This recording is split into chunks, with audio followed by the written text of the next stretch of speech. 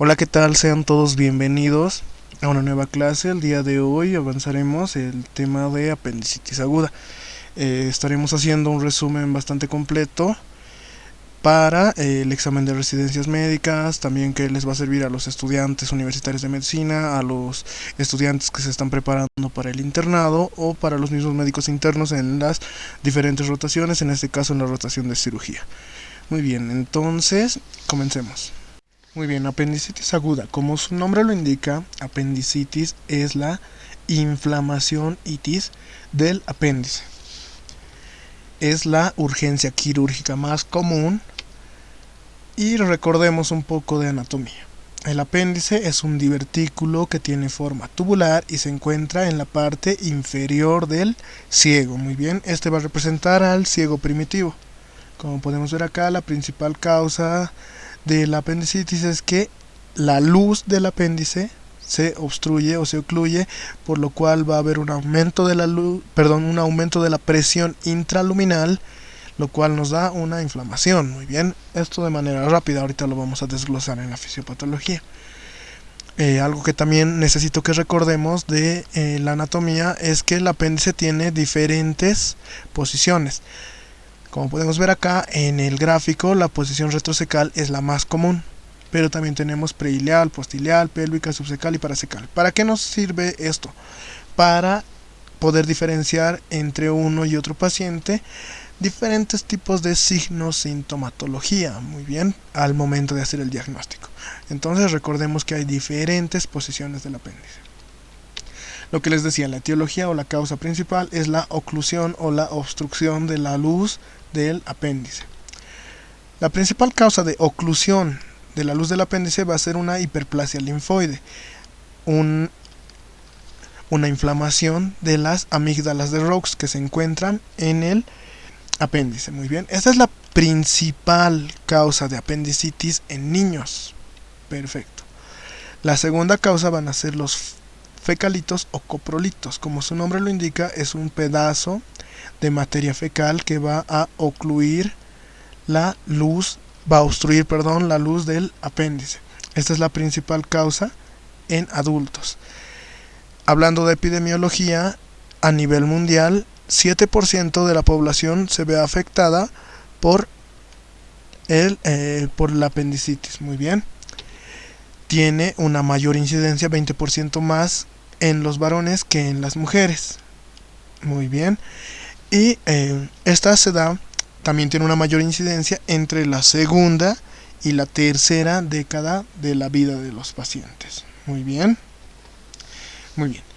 Estas son las dos principales causas de la apendicitis aguda, pero no son las únicas. La siguiente van a ser la ingesta de cuerpos extraños, como los besoares, el más común, los tricobesoares. Esto, pacientes que ingieren su propio cabello. Pacientes psiquiátricos en la mayoría de los casos. Otro cuerpo extraño que puede llegar a ocluir la luz a obstruir la luz del apéndice van a ser los cálculos, puede ser la ingesta también de algún objeto extraño que por la mala suerte del paciente en el tránsito intestinal ha llegado y justo se quedó incrustado en la luz del apéndice. Muy bien.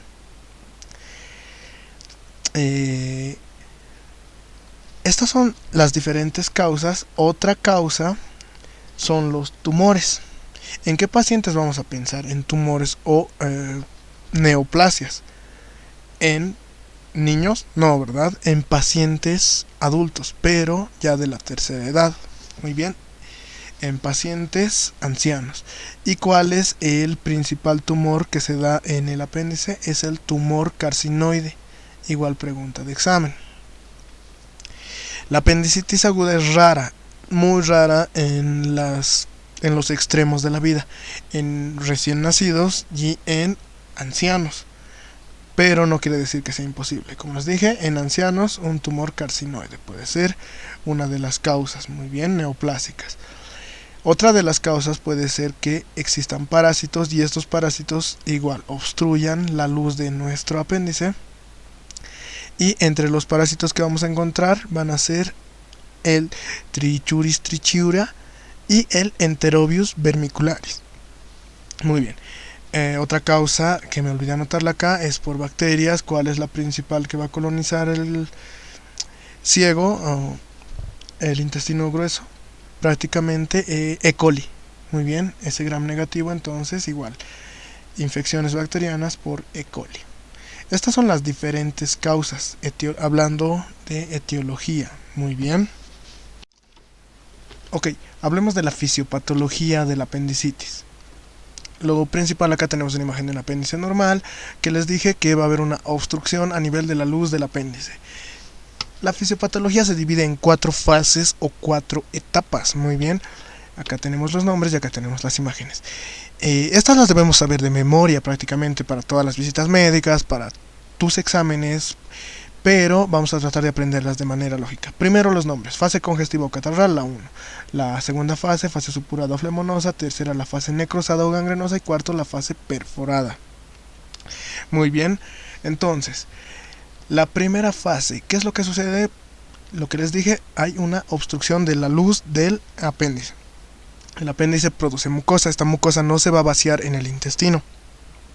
¿Qué es lo que va a pasar entonces si se está obstruyendo? Se va a congestionar, se va a acumular esta mucosa, lo cual va a hacer un aumento de la presión intraluminal del apéndice. Muy bien, se va a acumular la mucosa y esta aumenta la presión intraluminal del apéndice. Entonces, al aumentar la presión intraluminal del apéndice, vamos a hacer que igual se aumente la presión y haya una disminución del flujo o del retorno o del drenaje, como quieran llamarlo, linfático primeramente, y después del drenaje venoso. Esta fase o esta etapa dura 4 a 6 horas. Al haber esta inflamación, vamos a tocar peritoneo visceral, lo cual nos va a provocar dolor de tipo visceral. Recordemos que el dolor de tipo visceral viene dado por las fibras simpáticas. Muy bien. Al hablar de dolor visceral y al hablar de fibras simpáticas, quiere decir que es un dolor de tipo difuso, no bien localizado. Y cuando se toca peritoneo visceral o se afecta, peritoneo visceral, se producen generalmente náuseas y vómitos. Hay un acúmulo de mucosa, pero aún no hay proliferación bacteriana. Muy bien, estas son las características de la primera fase, congestiva o catarral. La segunda fase es en las siguientes 6 horas. En este caso ya hay un acúmulo de tanto mucosa como células inflamatorias y también bacterias, y va a haber entonces proliferación bacteriana y hay un acúmulo de bacterias. Muy bien, ¿qué bacteria les dije hace un momento que encontramos prácticamente en el intestino grueso? Un gram negativo, que es la E. coli. Muy bien, entonces estamos haciendo acá un caldito de bacterias. Al decir que estamos haciendo un caldito de bacterias, así por llamarlo así, ¿qué quiero decir? Que estamos haciendo pus, ¿verdad? De ahí su nombre, fase supurada o flemonosa. El dolor ya llega a inervación parietal, ya es un dolor de tipo parietal. La inervación es de tipo somática y ya es bien localizada. ¿Qué quiere decir? Que está en cuadrante inferior derecho del abdomen o fosa ilíaca derecha. Muy bien. La tercera fase, fase necrosada o gangrenosa. Acá quiero que hagamos hincapié en esto. En la primera fase hubo disminución del drenaje linfático y venoso, pero no afectamos el drenaje, no afectamos la irrigación arterial. Disculpen un pequeño lapsus. Muy bien. En la tercera ya hablamos de que hay una disminución del flujo arterial.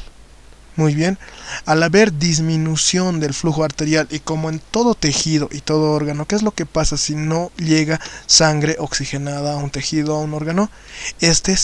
Primero se isquemia y después se necrosa o se gangrena, por eso su nombre, necrosada o gangrenosa. Esta dura las siguientes 12 horas. Y en este caso, como ya hay una disminución del flujo arterial, ya no llega sangre oxigenada. Aún hay proliferación bacteriana porque sigue habiendo pus, pero como ya no llega la sangre oxigenada, va a haber una proliferación de anaerobios. Muy bien, los anaerobios. ¿Cuál es el principal germen que vamos a encontrar? Los bacteroides. Muy bien. En este caso, como ya estamos con una proliferación bacteriana bastante alta, el paciente ya va a presentar fiebre. Y también dentro del hemograma va a presentar lo que es la leucocitosis. Muy bien. Ok. Por último, la cuarta fase o cuarta etapa. Esta es ya pasadas las primeras 24 horas. ¿Por qué? 6 más 6, 12 más 12, 24 horas, ¿no es verdad? Entonces, a las 24 horas ya vamos a encontrar primero las complicaciones. Se va a perforar este apéndice. Se ha isquemiado, recordemos que no ha llegado sangre oxigenada, el tejido ha muerto y va a haber un punto en el que se perfora. Algo que olvidé anotarlo acá y que es bastante importante es que en esta etapa, recién en la fase perforada, a las 24 horas de este cuadro, vamos a encontrar el signo del rebote o Bloomberg positivo. Después vamos a ver los signos, pero quiero aclarar eso muy bien. A las 24 horas encontramos el signo del rebote. La fase perforada es donde se encuentran las complicaciones. Una vez más se los digo, las complicaciones van a ser la peritonitis localizada o peritonitis generalizada. ¿Qué es lo que había acá adentro? Pus. Esta pus, al perforarse el apéndice, sale a peritoneo y va a causar la inflamación del mismo peritoneo. Peritonitis localizada se dice cuando esta pus sale y ocupa un cuadrante abdominal. Muy bien, esto es un hallazgo intraoperatorio, obviamente. La peritonitis generalizada vamos a decir cuando esta pus ocupa 2 o más cuadrantes. Otros de las complicaciones van a ser las masas apendiculares. Primero el absceso apendicular y segundo el plastrón apendicular. ¿Qué es lo que quiero decir con masas apendiculares? Un pequeño resumen rápido es que el epiplón va a recubrir esta perforación y va a formar una masa cualquiera de estas dos. Muy bien. ¿Qué quiero decir? Que el absceso va a ser cuando el epiplón forma la masa, no deja que esta pus salga, pero hay pus dentro de la masa apendicular. Y vamos a llamarlo plastrón cuando no hay pus, cuando se recubre todo este apéndice perforado, pero no hay pus dentro de esta masita.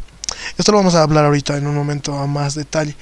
Y en la fase perforada vamos a encontrar también una de las complicaciones que me olvidé anotarla acá, es la pileflebitis portal. Muy bien, igual la vamos a hablar en un momento acerca de la pileflebitis portal. Pero quiero que recuerden las 4 fases o las 4 etapas con sus tiempos. Muy bien, una manera en la que yo recuerdo y me parece un poco fácil es ¿qué pasa cuando hay una obstrucción? Cuando se ocluye. Recordemos cuando se te tapa la nariz por un resfrío. Primero se te congestiona. Primero fase congestiva. Cuando tu nariz está congestionada, ¿qué le llamas a la gripe? Catarro, ¿no es verdad? Entonces tenemos una fase congestiva o catarral. Muy bien. La segunda, ¿qué es lo que pasa? En la segunda, como todo esto se está congestionando, no está saliendo, estamos haciendo un cáltito de bacterias, estamos haciendo pus. Entonces facilito. Primera etapa, fase congestiva. La segunda está congestionada, estamos haciendo pus, fase supurada.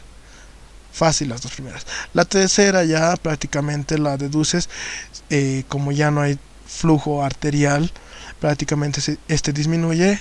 ¿Qué pasa? Se isquemia. Cuando se isquemia, ¿qué es lo que pasa? Se necrosa o se gangrena. Y por último, la fase perforada.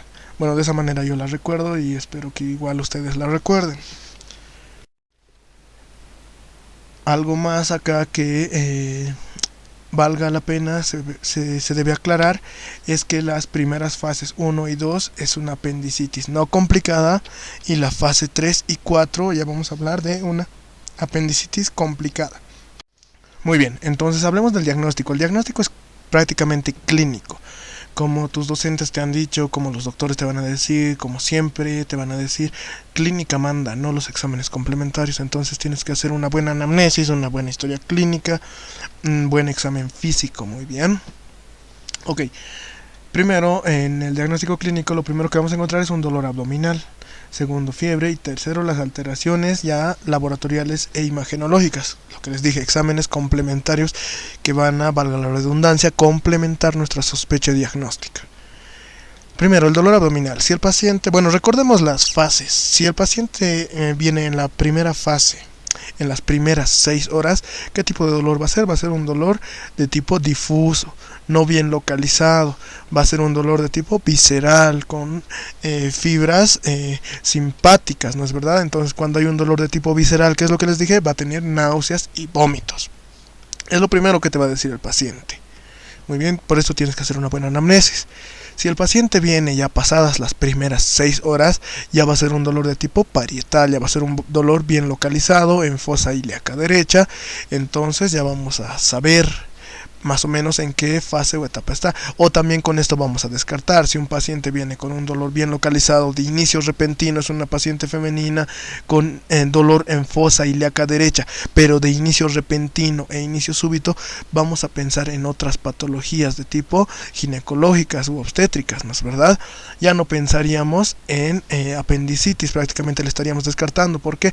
Porque la apendicitis va a comenzar siempre con un dolor abdominal de tipo difuso, no bien localizado.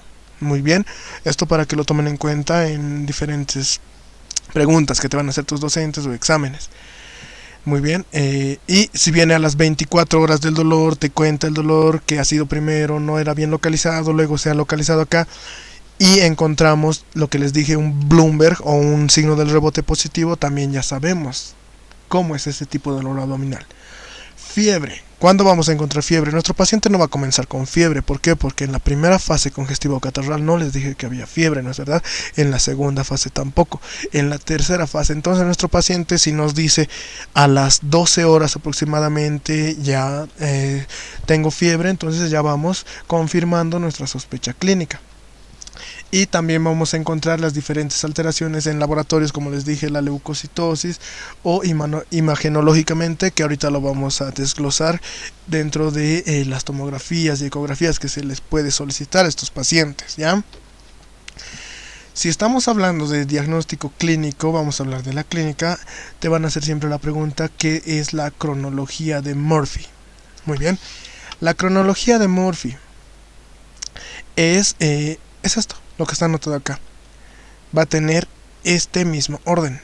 La cronología de Murphy va a iniciar con dolor abdominal, como les dije, de tipo difuso, que se va a ir recién después localizando. Pero olvidémonos de eso ahorita les voy a explicar. Primero va a ser el dolor abdominal, la cronología de Murphy. Cuando hay dolor abdominal y es de tipo visceral, que les dije, van a haber náuseas y vómitos. Entonces el paciente comienza con dolor abdominal, le siguen las náuseas y vómitos, y a las 12 horas que vamos a encontrar fiebre. Cronología de Murphy, dolor abdominal, náuseas y vómitos y fiebre. Segundo, algunos de los estudiantes, algunos de los médicos confunden la cronología de Murphy con la migración del dolor. Muy bien, con que el dolor es difuso, luego localizado. No, eso no es la cronología de Murphy. La cronología de Murphy es dolor abdominal, náuseas y vómitos y fiebre. Pare de contar. La migración del dolor que comienza, te va a decir el paciente, aproximadamente por epigastrio, luego pasa a periumbilical, y después se localiza recién en fosa ilíaca o cuadrante inferior derecho, se llama la triada migratoria de Kocher. Muy bien, ok, entonces ya sabemos, la cronología de Murphy comienza con dolor abdominal, le siguen náuseas y vómitos y al final aparece la fiebre. Y dentro del dolor abdominal tenemos la triada migratoria de Kocher, dolor epigástrico, dolor periumbilical, que se localiza al final en fosa ilíaca derecha, aproximadamente 12 horas de duración. Esto, muy bien. Si tu docente, si tu médico de guardia o con quien estás pasando la visita te hace una pregunta aparte en la cronología de Murphy, ¿qué es lo primero que suele aparecer antes del dolor abdominal? Es el más inespecífico, pero aparece en gran cantidad de los pacientes, la anorexia. Nuestro paciente no va a tener hambre. Te va a decir, no me vino el hambre. Tienes que preguntar en tu anamnesis. Ayuda bastante. No es específico de la apendicitis, pero los pacientes presentan también anorexia. Muy bien. No quiere decir que por la anorexia estamos diciendo ya es apendicitis. No. pero nos ayuda en nuestra sospecha diagnóstica. Muy bien, es el más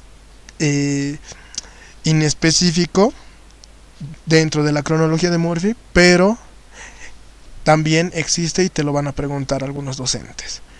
Aparte de la anorexia, podemos encontrar acá abajo, después de la fiebre, síntomas, signos y síntomas de tipo urinarios o diarreicos. Muy bien, esto para que recuerdes lo que te dije hace un momento. ¿Qué es lo que pasa cuando el apéndice tiene una localización pélvica? Puede estar en contacto con vejiga o con recto. Muy bien, entonces esto nos va a presentar sintomatología que se puede confundir con la de una infección del tracto urinario o también pueden presentarse diarreas, muy bien, dentro de la clínica de nuestro paciente.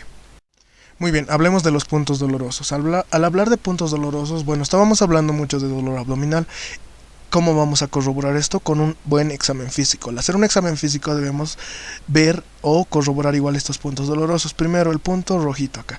Es el punto de McBurney. Este punto va a ser doloroso a la palpación y este viene dado en una línea imaginaria entre el tercio inferior y el tercio medio de la línea imaginaria del ombligo a la cresta ilíaca derecha. Muy bien, este nos va a marcar apéndices de tipo paracecal y retrocecal. El segundo, el azul, es el punto de Morris. Es un punto doloroso en la misma línea imaginaria, pero entre la unión del tercio medio y el tercio superior o el tercio interno. Muy bien, este nos marca apéndices de ubicación retrocecal. Tercero, el punto de Lanz, el punto verde que vemos acá. Este punto es doloroso en la convergencia de una línea imaginaria entre espina ilíaca derecha y espina ilíaca izquierda y el borde del músculo recto del abdomen derecho. Muy bien, entonces el punto de Lanz es la convergencia de la línea imaginaria entre crestas ilíacas y el borde del recto del abdomen derecho, del músculo recto del abdomen derecho. Este nos va a marcar apéndices de ubicaciones pélvicas. Muy bien, pélvicas. Y el punto del SN que se encuentra por acá es un punto doloroso aproximadamente 2 centímetros encima y por afuera de la espina ilíaca derecha anterosuperior. Este también nos va a marcar apéndices de tipo retrocecales. Muy bien. Muy bien, hablemos de los signos y las maniobras en irritación peritoneal. Primero, el signo de Bloomberg, lo que les decía, o lo que desde hace un momento dijimos, es el signo del rebote. Este va a presentar dolor en fosa ilíaca derecha a la descompresión súbita. Muy bien, presionamos, descomprimimos y el paciente presenta dolor. Esto se da en la fase perforada, entonces se va a dar en pacientes que están con 24 horas del cuadro clínico. Muy bien, este signo no se va a presentar en pacientes que vienen con 4 o 6 horas de dolor abdominal. Ok, esto para que lo anotes bien en tu historia clínica. Segundo, el signo de Robsing es el dolor en la fosa ilíaca derecha al comprimir la fosa ilíaca izquierda. Muy bien, ¿por qué se da Robsing? ¿Por qué se despierta el dolor en la fosa ilíaca derecha cuando se presiona fosa ilíaca izquierda? Es porque estamos tratando de comprimir lo que es sigmoides y colon izquierdo para provocar distensión con los gases que se encuentran acá, distensión en el ciego. Muy bien, por eso es que es doloroso. A la compresión va a ser, si el apéndice está inflamado, va a ser doloroso en fosa ilíaca derecha. El signo del psoas es cuando colocamos a nuestro paciente en decúbito lateral izquierdo, como podemos ver en la imagen. Vamos a pedirle al paciente o vamos a hiperextender la cadera, como podemos ver acá la flechita hacia atrás. Esto le va a provocar dolor y va a ser positivo cuando el foco inflamatorio descansa sobre el músculo psoas. Muy bien, en esta maniobra. La maniobra del obturador, como podemos ver acá, es prácticamente el dolor pélvico en paciente en decúbito dorsal a la rotación interna del muslo derecho. Entonces hacemos lo que podemos ver acá en la imagen. Tenemos otro signo que es el de la talopercusión, como podemos ver acá. Este va a provocar dolor en fosa ilíaca derecha al golpear ligeramente el talón del miembro inferior derecho también de nuestro paciente. Y otro signo es Dunphy positivo, cuando el paciente le pedimos que tosa y va a haber un incremento del dolor en la fosa ilíaca derecha por la presión intraabdominal que se genera al toser. Muy bien. No debemos olvidar también que dentro de estas maniobras y de estos signos debemos hacer el tacto rectal.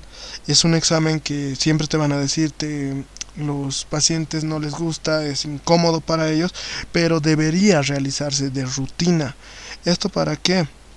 Para descartar en muchos casos diferentes patologías de tipo ginecológicas, pero también podemos encontrar que el fondo de saco de Douglas va a ser doloroso cuando hay perforación del apéndice y hay un derrame purulento en este. Muy bien, entonces el tacto rectal se debe hacer prácticamente de rutina. No es que porque el paciente no quiso, no lo hice, no, se tiene que hacer. Muy bien, hablemos de los exámenes auxiliares. Como les decía, vamos a solicitar un hemograma. ¿Qué es lo que vamos a encontrar en el hemograma? Leucocitosis. La leucocitosis, ¿a partir de qué fase o etapa se va a dar? Prácticamente de la segunda o la tercera etapa de la fisiopatología. Entonces, ¿desde cuándo comienza la proliferación bacteriana? Segunda. ¿La segunda a cuántas horas es? A las 6 horas. La proliferación bacteriana con anaerobios ¿a cuántas horas es? A las 12 horas. Entonces, entre 6 a 12 horas vamos a encontrar leucocitosis en nuestro hemograma. Si solicitamos un hemograma en las primeras 2, 3 o 4 horas, hasta las 6 horas, probablemente no encontremos leucocitosis. Muy bien. Segundo, los reactantes de fase activa, el más importante, la PCR reactiva. Vamos a encontrar valores elevados en el caso de la apendicitis, que nos va a ayudar a confirmar nuestro diagnóstico. Tercero, el examen general de orina. El examen general de orina vamos a solicitarlo en caso de apéndices pélvicos. Como les dije, se puede confundir la clínica, la signosintomatología de una ITU con la apendicitis. ¿Qué es lo que nos va a definir esto? En el examen general de orina, tanto en la ITU como en la apendicitis podemos encontrar leucocituria y eritrocituria, pero lo que nos va a definir es que en la apendicitis no vamos a encontrar nitritos en el sedimento. En las infecciones de tracto urinario sí vamos a encontrar nitritos en el sedimento. Muy bien, los rayos X, que también son exámenes imagenológicos complementarios. Si solicitamos unos rayos X de abdomen, podemos con suerte encontrar el apendicolito, el objeto extraño que esté ocluyendo, los litos que podrían estar ocluyendo la luz del apéndice. Obviamente en fosa ilíaca derecha vamos a visualizarlos, pero esto en raros casos. Los rayos X de abdomen no son prácticamente un estudio que nos confirme, más bien es para descartar otras patologías que podemos ver, por ejemplo obstrucciones intestinales. Ya podríamos ver diferentes patrones radiológicos, los cuales vamos a descartar, ¿no es verdad? Podemos solicitar también una radiografía de tórax. ¿Para qué? Para descartar otro de los diagnósticos diferenciales, que es la neumonía basal derecha. Muy bien. Los 3 exámenes de imagen que se solicitan y en los que vamos a encontrar diferentes parámetros que nos ayudan en el diagnóstico van a ser la ecografía, la tomografía y la resonancia magnética. La ecografía prácticamente la vamos a solicitar a todas las pacientes mujeres y todos los niños, pero por lo general se solicita a todos los pacientes para descartar diferentes patologías. Pero no se olviden, en el caso de pacientes ginecológicas, o sea, pacientes en edad fértil, mujeres, y niños. ¿Por qué? Porque es un estudio no invasivo, es un estudio bastante rápido y es un estudio bastante confiable, pero recordemos que es operador dependiente, entonces tiene que ser alguien de nuestra confianza el que nos reporte esta ecografía. Dentro de la ecografía podemos ver que con suerte igual vamos a encontrar a veces el apendicolito directamente en imagen, en la tomografía y en la resonancia magnética. También en la ecografía, como les dije que es operador dependiente, si encontramos estos parámetros nos estarían ayudando o nos estarían confirmando un diagnóstico. Primero, un apéndice que tenga o que sea mayor a 6 milímetros de diámetro. El grosor de la pared también que sea mayor a 2 milímetros, y en el 25% de los casos vamos a encontrar el apendicolito. Tomografía axial computarizada, la TAC, es el estudio Gold estándar. Muy bien, este es nuestro Gold estándar, es el más sensible, el más específico.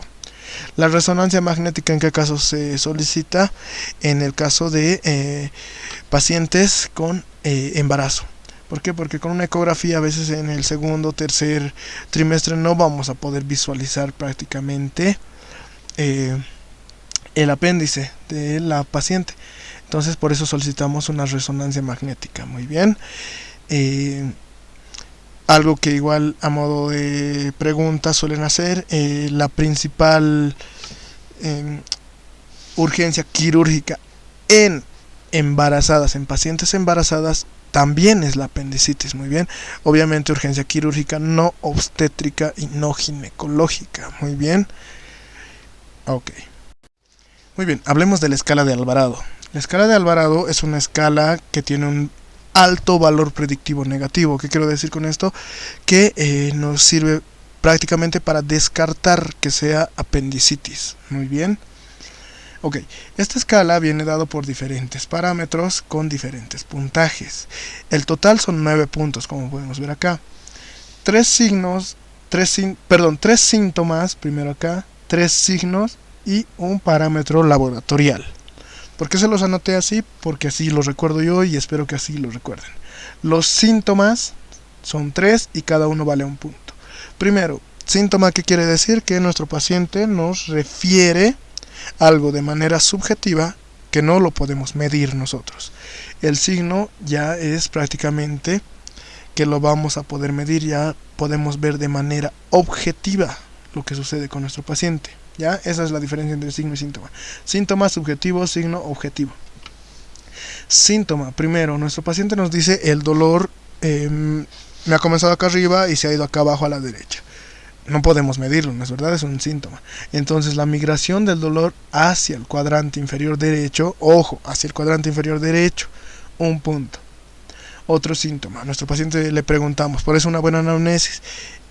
¿Tenías hambre? ¿Has comido antes? No, no tenía hambre, no comí ya hace rato, un punto. Muy bien. Náuseas y vómitos. Como les dije, si recordamos las etapas o las fases de la fisiopatología, vamos a recordar que al inicio, cuando hay dolor visceral, se afecta peritoneo visceral, valga la redundancia, se afecta inervación simpática y va a causar náuseas y vómitos. Esto un punto también. Muy bien. Vamos a los signos. El dolor en fosa ilíaca derecha. Recordemos que vimos varios puntos dolorosos. Si hay dolor a la palpación en estos puntos dolorosos en fosa ilíaca derecha, vamos a tomarlos como 2 puntos. El signo de Bloomberg, dolor al rebote en fosa ilíaca derecha, también va a tomarse como un punto. Este dolor al rebote, obviamente les dije, y una vez más vamos a aclarar que aparece a las 24 horas. La fiebre podemos cuantificarla, por eso también es un signo. Entonces, si la fiebre es mayor a 37.5 grados centígrados, un punto.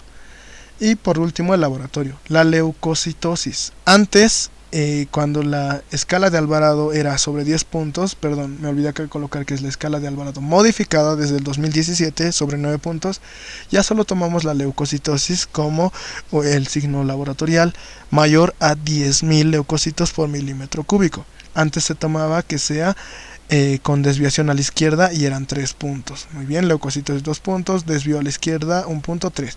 Ahora ya no. En el la escala de Alvarado modificada, solo leucocitosis. Si hay leucocitosis, 2 puntos. Muy bien, el total son 9 puntos. ¿Para qué nos sirven estos 9 puntos? Vamos a dividirlos de esta manera.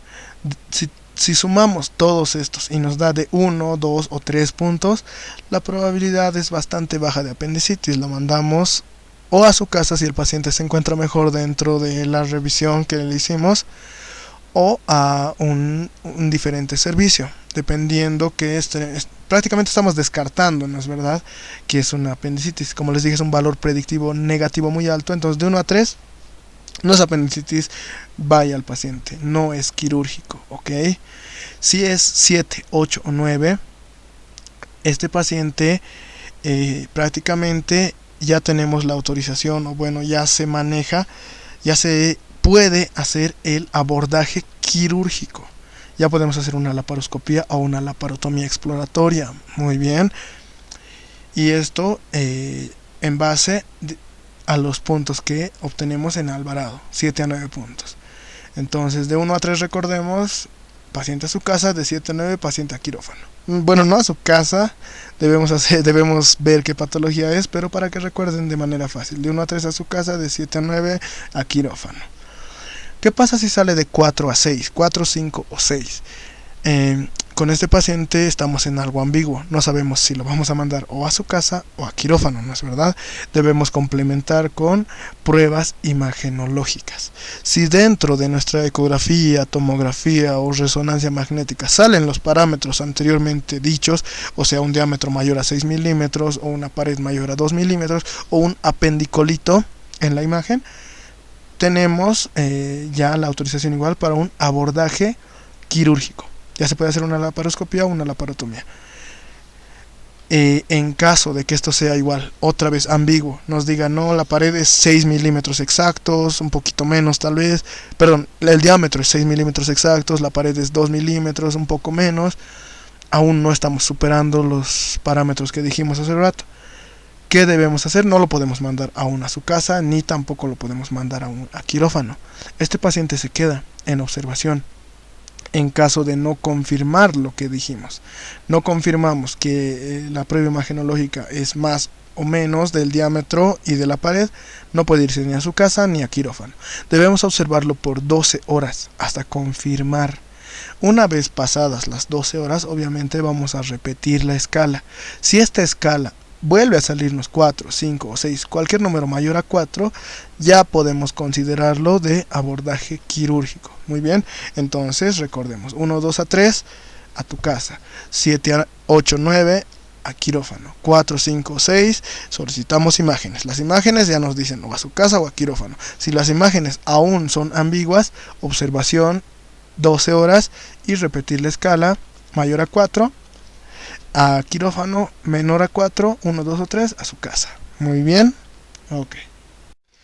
Muy bien, hablemos del tratamiento. El tratamiento va a ser quirúrgico, la apendicectomía, ya sea laparoscópica o por vía abierta, laparotomía exploradora. Muy bien, pero, y mucho ojo acá, esto ya habían estudios hace varios años de equipos médicos, comenzaron algunos equipos médicos franceses a manejar antibiótico-terapia en apendicitis. Estos estudios están tomando otra vez, o bueno, han tomado otra vez vuelo, por decirlo así, durante la pandemia. ¿Por qué? Porque los quirófanos prácticamente estaban cerrados o copados. Entonces, si no era una emergencia, no entraban los pacientes. ¿En qué casos se puede hacer el manejo en base a antibiótico-terapia? O bueno, esto es lo que dicen los estudios. Se hace la antibiótico-terapia en solo apendicitis en fases no complicadas, o sea, fase congestiva o catarral o fase supurativa o flemonosa, en esas dos fases. Y ojo, y que no sean obstructivas, que no haya un apendicolito. ¿Por qué? Porque con el antibiótico no vamos a desobstruir ningún apendicolito. Muy bien. Entonces, ¿qué quiere decir esto? Que solo puede ser en los casos de la inflamación de las amígdalas de Raux, que vamos a utilizar la antibiótico-terapia y Ojo, en caso de que sea inflamación de amígdalas de Raux, tiene que ser solo en las fases no complicadas. ¿Por qué? Porque si ya estamos en una fase necrótica o una fase perforada, sí o sí debemos ingresar al quirófano a hacer una apendicectomía. Muy bien. Muy bien. El tratamiento, como les dije, es quirúrgico, es incisional, o sea, por laparotomía exploradora o laparoscópico. Y la técnica que utilizan los cirujanos en la apendicectomía va a ser a muñón libre en caso de que no se haya comprometido la base del apéndice, y a jareta invaginada en caso de que haya compromiso necrótico de la base del apéndice. Muy bien, necrótico o perforado. O sea que estas se hacen en el caso de que sea las fases no complicadas. Muy bien. En el caso de que pasemos a la apendicitis perforada y lleguemos a una peritonitis, ya sea localizada o generalizada, se procede a la apendicectomía. En el caso de una peritonitis localizada, se deja un drenaje laminar y se maneja la antibiótico-terapia. Muy bien. En el caso de una peritonitis generalizada, se hace la apendicectomía, obviamente, y hacemos un lavado de la cavidad. Recordemos, la peritonitis localizada es cuando la pus abarca un cuadrante a nivel abdominal. Y en el caso de que sea una peritonitis generalizada, va a abarcar 2 o más cuadrantes. En el caso de la peritonitis generalizada se hace un lavado de cavidad. ¿Por qué no se hace en la peritonitis localizada? Porque al hacer el lavado podemos prácticamente interferir o llevar la pus, las bacterias, a otro cuadrante más, y estaríamos afectando otro cuadrante. Entonces, por eso, peritonitis localizada, apendicectomía más drenaje más antibióticos. Generalizada, apendicectomía más lavado de toda la cavidad con solución fisiológica más antibiótico terapia. Muy bien. Técnicas no vamos a hablar acá, solo es un resumen de apendicectomía, técnicas en otro video. Muy bien, hablemos de las otras complicaciones, las masas apendiculares, el plastrón y el absceso apendicular. Muy bien, acá tenemos la imagen está más que clara. Muy bien, ¿qué es el plastrón? ¿Qué es el absceso? ¿Qué son las masas apendiculares? Es cuando el epiplón y parte del intestino delgado rodea al apéndice y lo cubre para formar una masa, como dice su nombre, una masa apendicular. Este es un hallazgo por lo general que vamos a encontrar en la tomografía. Para que no se hagan problema, para que recuerden de manera fácil, el plastrón va a ser una masa apendicular sin pus dentro, y el absceso va a ser una masa apendicular con pus dentro. O sea, epiplón e intestino recubriendo al apéndice sin pus, plastrón. Epiplón e intestino recubriendo al apéndice con pus, absceso. Perfecto. El manejo del plastrón, el que no tiene pus, es en base a antibiótico terapia, y se difiere la cirugía, porque ya no es una cirugía de urgencia, a 8 a 12 semanas. Muy bien. Después de esta recién se hace la apendicectomía. En el caso del absceso, lo mismo, se difiere la cirugía, pero se realiza un drenaje percutáneo o drenaje quirúrgico, esto con guía ecográfica obviamente, y también se difiere la cirugía para 8 a 12 semanas, la apendicectomía. Muy bien, facilito. Lo que les digo una vez más, recuerden, plastrón, masa apendicular sin pus, absceso, masa apendicular con pus.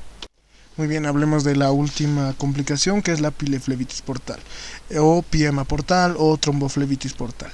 Esta es una enfermedad caracterizada por ictericia, escalofríos y fiebre elevada. Entonces, ¿cuándo puede? En el caso de una apendicitis, se puede presentar con ictericia, si te preguntan eso.